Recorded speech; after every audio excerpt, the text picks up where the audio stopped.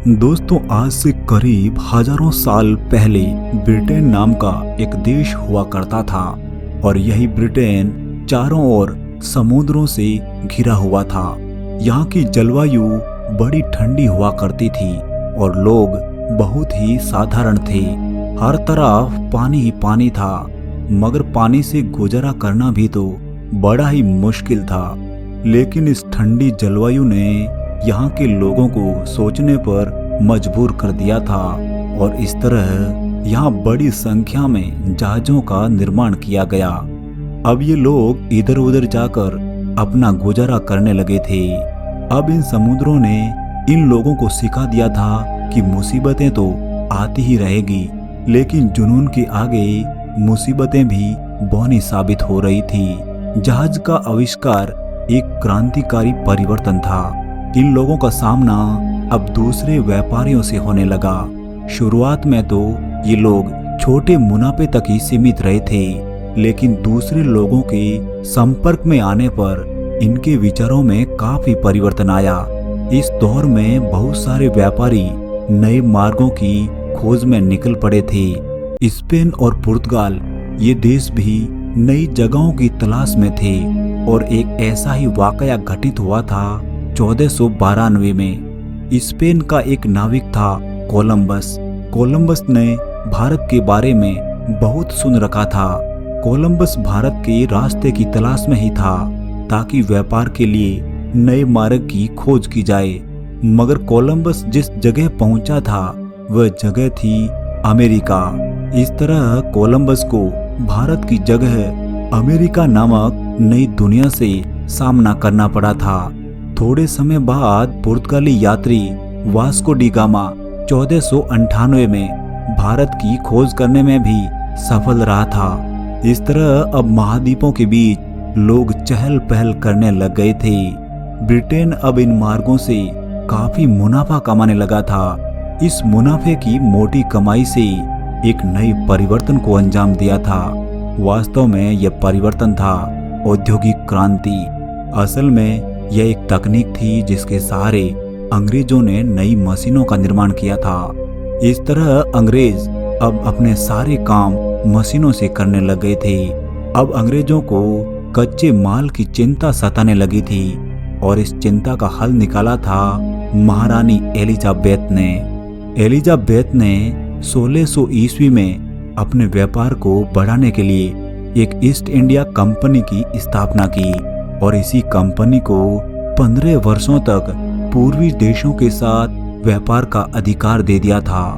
इस तरह अंग्रेज अब भारत में एंट्री करते हैं। भारत में अंग्रेजों का सामना हुआ था मुगल बादशाहों से और पहली बार 24 अगस्त 1608 को सूरत बंदरगाह पर अंग्रेजों का आगमन हुआ।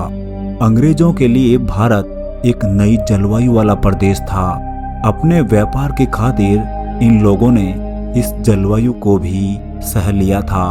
करीब 7 साल बाद थॉमस रो नामक एक अंग्रेज भारत आता है। असल में यह थॉमस रो ब्रिटेन का राजदूत था। इन्होंने ही अंग्रेजों का पहला कारखाना सूरत में बनाया था। इस तरह अंग्रेज भारत में मसालों के साथ साथ रेशम, नील, कपास, चाय और अफीम का कारोबार करने लगे थे। असल में अंग्रेज ठंडे प्रदेशों के थे। ठंड से बचाव मसालों से ही संभव था।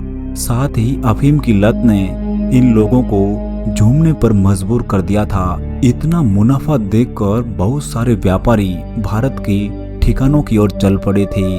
अंग्रेजों का भारत में आना और शाही राजाओं से दोस्ती रखना अब एक आदत सी बन गई थी। धीरे धीरे इन लोगों ने राजाओं से नजदीकियां बढ़ाई ताकि इनके राज को करीब से जाना जा सके। अब उन्हें पता लग गया था कि आखिर भारतीयों की क्या कमजोरी है। अब उन्हें समझ में आ गया था कि भारतीय तो आस्था में जी रहे हैं। इसी धर्म का सहारा लेकर अब अंग्रेज व्यापार की जगह राजनीति के सपने देखने लग गए थे और मुगल बादशाह इन सूट बूट पहने अंग्रेजों को अधिक तवज्जो देने लगे थे। अंग्रेज इन बादशाहों को खुश करने के लिए महंगे महंगे तोहफे दिया करते थे। बस फिर क्या था, इन मुगल बादशाहों से धीरे धीरे सारी सुविधाएं हथिया ली थी। भारत में अंग्रेजों ने सबसे पहले बंगाल को अपना ठिकाना बनाया।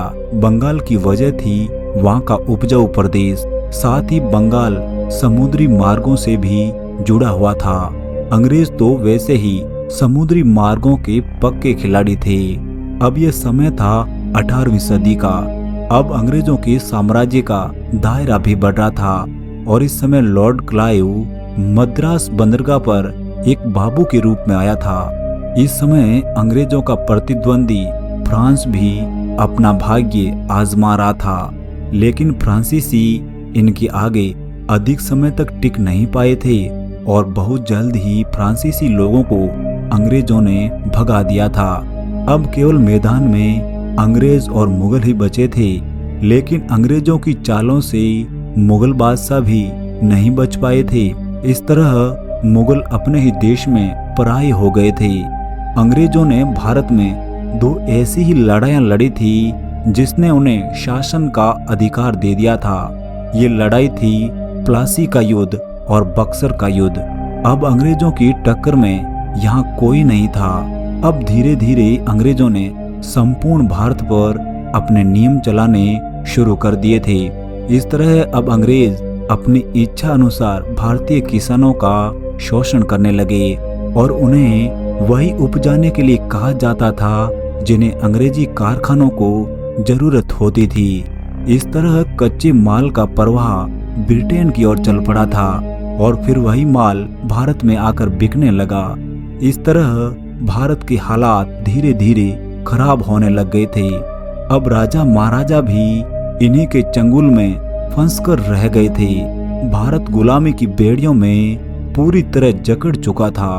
अंग्रेजों के भेदभावपूर्ण शोषण से जनता दिनों दिन गरीब हो रही थी। इन्हीं अत्याचारों के विरोध में एक क्रांतिकारी युग का आगमन होता है। क्रांतिकारी भी साधारण लोग ही थे जिन्हें यह सब बर्दाश्त नहीं हो रहा था। धीरे धीरे देशभक्ति की लहर पूरे भारत में फैलने लगी, मगर हर बार अंग्रेजों ने उन्हें जख्म ही दिए थे। समय बीतता गया और नए नए अंग्रेजी हुकूमत ने देश को हर तरह से लूटा ही लूटा। किसी ने रेल को चलाया तो किसी ने टेलीफोन सेवा शुरू की, मगर इन सब की वजह थी अंग्रेजी सेना को मजबूती देना। लेकिन अन्याय तो अन्याय ही था। अंग्रेजी हुकूमत को उस समय बड़ा तगड़ा झटका लगा जब 1857 का दौर चल रहा था। 1857 की क्रांति ने अंग्रेजों को मुंह तोड़ जवाब दिया था। अब अंग्रेज भी समझ गए थे कि बिना भारतीयों के सहयोग से अधिक समय तक टिका नहीं जा सकता। इस बढ़ते अविश्वास को तो हथियारों के सहारे दबा दिया था, मगर विचारों को कैसे मारोगे, यह समझने में अंग्रेजों को काफी समय लग गया था। तब तक दुनिया की बहुत सी ताकतें भारत पर नजर गड़ाए खड़ी थी। दूसरी ताकतों के डर से ही अंग्रेजों ने सहयोगात्मक रवैया अपनाना शुरू कर दिया था और धीरे धीरे भारतीयों की बातों को भी तवज्जो देने लग गए थे। ब्रिटेन में भी सरकारें बदला करती थी और यह समय था 1945 का। ब्रिटेन में लेबर पार्टी की सरकार बनी और इनके प्रधानमंत्री बने क्लीमेंट एटली। प्रधानमंत्री एटली ने भी कहा कि भारत को आजाद होने का अधिकार है। इस तरह अब अंग्रेज भी ये मानने लगे थे कि भारत को भी आजाद होना चाहिए। हमारा भारत कई सालों से अंग्रेजों की गुलामी करता आया था, तो इतना आसान भी नहीं था कि तुरंत आजाद हो जाए। इतनी बड़ी जनसंख्या को संभालना अब इतना आसान भी नहीं था। तभी भारतीय लोगों ने अपने देश के संविधान बनाने पर जोर दिया था। इसी संविधान के दायरे में रहकर अंग्रेजों ने भारतीयों को हमेशा के लिए भारत सौंप दिया था। दूसरी ओर मुस्लिम वर्ग भी जिन्ना के नेतृत्व में एक अलग मुल्क की मांग कर रहे थे। तभी 14 अगस्त 1947 की रात्रि में पंडित नेहरू, मोहम्मद अली जिन्ना और गवर्नर माउंटबेटन ने भारत से अलग एक मुल्क पाकिस्तान को उन्हें सौंप दिया था। इस तरह 15 अगस्त 1947 को हम आजाद हो गए थे, मगर एक बंटवारे के साथ। धीरे धीरे सभी रजवाड़ों को राजी किया था।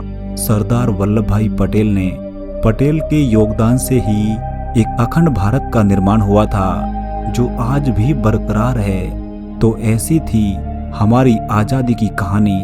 कृपया यूनिक डिस्कवरी यूट्यूब चैनल को सब्सक्राइब करें